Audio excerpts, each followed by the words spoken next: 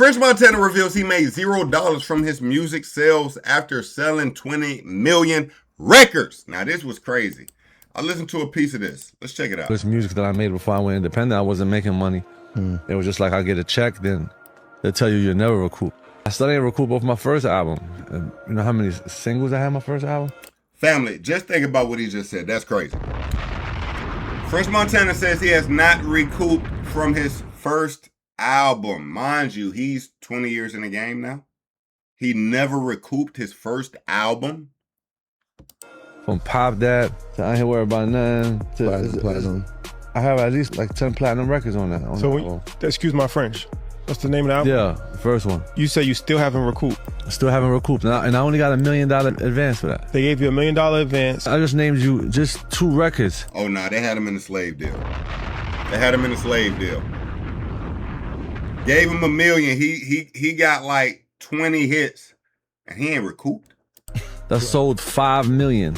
So you haven't made any money from that album? No. After the first $1 million, you haven't seen any other. Haven't seen no money. No residuals, nothing. Nothing. Do you own publishing or masters at any point in time? Nah, they own no master. But that's what I'm saying. This was the trick as coming in as a new artist. You know what I'm saying? You take the advance, you take the $1 million advance, you do an artist deal. I wasn't smart enough. I did an artist deal. It was like a 20% royalty. You know what I'm saying? So you don't really know. So I mean, every artist that came in the game around. Well, that explains it. He tells you the kind of deal he did. Seen no money.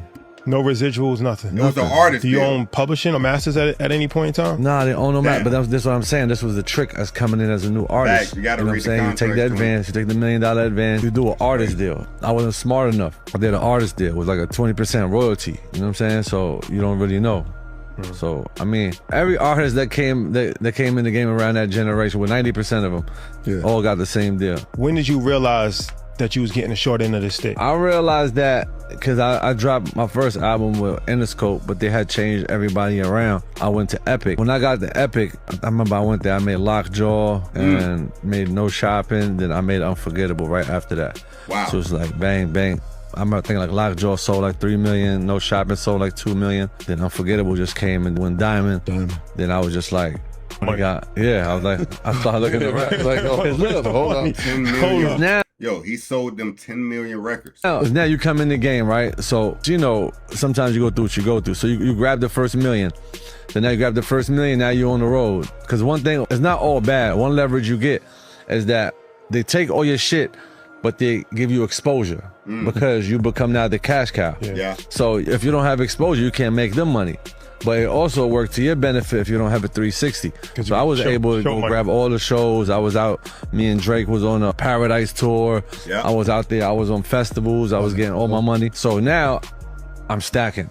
So when I got to Epic, Epic gave me another couple of millions. I think it gave me like a $10 million deal. Then now I'm coming back, I grabbed the money. Now I have enough capital. What do you do when you get enough capital? Start backtracking. Like if they giving me this, what they making off my We gotta order this. Yeah, so I started backtracking. I'm like, okay, this work like this work like this work like this. So once I learned how everything worked, I'm like, oh shit. Then I started reading up on everybody that did it before. See, Jay-Z, it was unfortunate because nobody wanted to sign him. He had to go independent. Yeah. And it worked out for him. I wish that would have happened to me.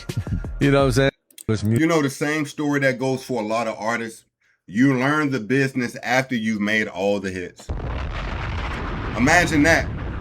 You don't go into the game knowing the game. You go into the game giving away all your best. And after that, you've made bread. But you realize, wait, if I made this, they made that. But you don't understand how you got to that point. And honestly, by that point, it's too late. Now you fighting to buy something back. And, you know, I get it because a lot of young artists, you want to get on so bad. A lot of first deals are bad deals. Let's be honest. But that second deal where he talking about he took the $10 million, that's the deal where you should have had a little more control, understanding, and let them keep some of that money and went more into trying to own more of the masters in the beginning. But hey, you know, salute to French Montana. He's rich as now anyway. It don't matter. But he could have been richer. That's a fact. He could have been richer.